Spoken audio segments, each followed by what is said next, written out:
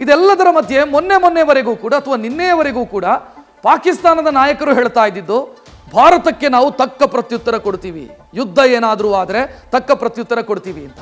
But ಈಗ ಪಾಕಿಸ್ತಾನದ ಸ್ಥಿತಿ ಹೆಂಗಾಗಿದೆ ಅಂತಂದ್ರೆ ಭಾರತ ದಾಳಿ ಮಾಡುತ್ತೆ ಅಂತ ಗೊತ್ತಾದ ಬೆನ್ನಿಗೆ ಪಾಕಿಸ್ತಾನಕ್ಕೆ ನಡುಕ ಶುರುವಾಗಿದೆ. ಅಮೆರಿಕಾದ ಮೊರೆ ಹೋಗಿದ್ದಾರೆ ಪಾಕಿಸ್ತಾನದ ಪ್ರಧಾನಿ. ಅಮೆರಿಕಾದ ಮೊರೆ ಹೋಗಿ ಭಾರತ ನಮ್ಮ ಮೇಲೆ ದಾಳಿ ಮಾಡುತ್ತೆ, ಹೇಗಾದರೂ ಮಾಡಿ ನಮ್ಮನ್ನು ಬಚಾವ್ ಮಾಡಿ ಅಂತ ಮನವಿ ಮಾಡಿಕೊಂಡಿದ್ದಾರೆ.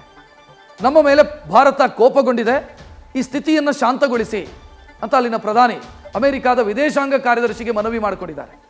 ಅಮೆರಿಕಾದ ಮುಂದೆ ಮಂಡಿಯೂರಿದೆ ಪಾಕು, ಈ ಬಿಗುವಿನ ವಾತಾವರಣವನ್ನು ತಿಳಿಗೊಳಿಸಿ ಅಂತ ರಿಕ್ವೆಸ್ಟ್ ಮಾಡ್ತಾ ಇದೆ. ಆದರೆ ಅಮೆರಿಕ ಏನು ಹೇಳಿದೆ ಅಂತಂದರೆ, ನೀವೇ ಮಾತಾಡಿಕೊಂಡು ನಿಮ್ಮ ಸಂಬಂಧವನ್ನು ಮರುಸ್ಥಾಪಿಸಿಕೊಳ್ಳಿ, ದಕ್ಷಿಣ ಏಷ್ಯಾದಲ್ಲಿ ಶಾಂತಿ ಭದ್ರತೆಯನ್ನು ಕಾಪಾಡಿಕೊಳ್ಳಿ ಅಂತ ಪಾಕಿಸ್ತಾನಕ್ಕೆ ಅಮೆರಿಕಾದ ವಿದೇಶಾಂಗ ಕಾರ್ಯದರ್ಶಿ ಮಾರ್ಕ್ ರುಬಿಯೋ ಸಲಹೆ ಕೊಟ್ಟಿದ್ದಾರಂತೆ. ಆ ಮೂಲಕ ಅಮೆರಿಕಾವು ಕೂಡ ಈ ವಿಚಾರದಲ್ಲಿ ಇಂಟರ್ಫಿಯರ್ ಆಗೋದಕ್ಕೆ ಒಪ್ಪಿಲ್ಲ, ಬದಲಾಗಿ ನೀವೇ ಮಾತಾಡ್ಕೊಂಡು ಸರಿ ಮಾಡಿಕೊಳ್ಳಿ ಅನ್ನೋ ಸೂಚನೆಯನ್ನು ಕೊಟ್ಟಿದೆ. ಪಾಕಿಸ್ತಾನದ ಕಥೆನೇ ಹಿಂಗೆ, 71ರಲ್ಲೂ ಹಿಂಗೆ ಮಾಡಿದ್ದು ಪಾಕಿಸ್ತಾನ.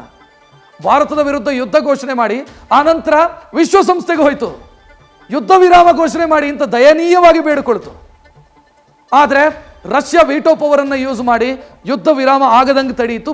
ಅದರ ಪರಿಣಾಮ ಏನಾಯಿತು ಅಂತಂದರೆ ಪಾಕಿಸ್ತಾನ 2 ತುಂಡಾಯಿತು, ಬಾಂಗ್ಲಾದೇಶ ರಚನೆ ಆಯಿತು.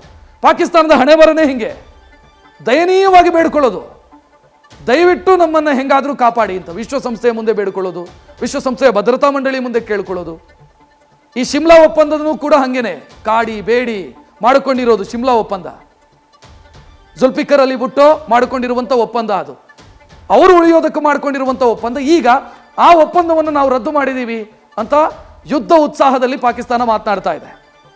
ಪಾಕಿಸ್ತಾನದ ಹಣೆ ಬರನೇ ಹಿಂಗೆ, ಈಗ ಅಮೆರಿಕಾದ ಮೊರೆ ಹೋಗಿದೆ, ಹೇಗಾದರೂ ಮಾಡಿ ಯುದ್ಧ ತಪ್ಪಿಸಿ ಅಂತ ಬೇಡ್ಕೊಳ್ತಾ ಇದೆ. ನ್ಯೂಸ್ ಫಸ್ಟ್ ನಿರ್ಭೀತಿಯಿಂದ ನಿಮ್ಮ ಪರವಾಗಿ.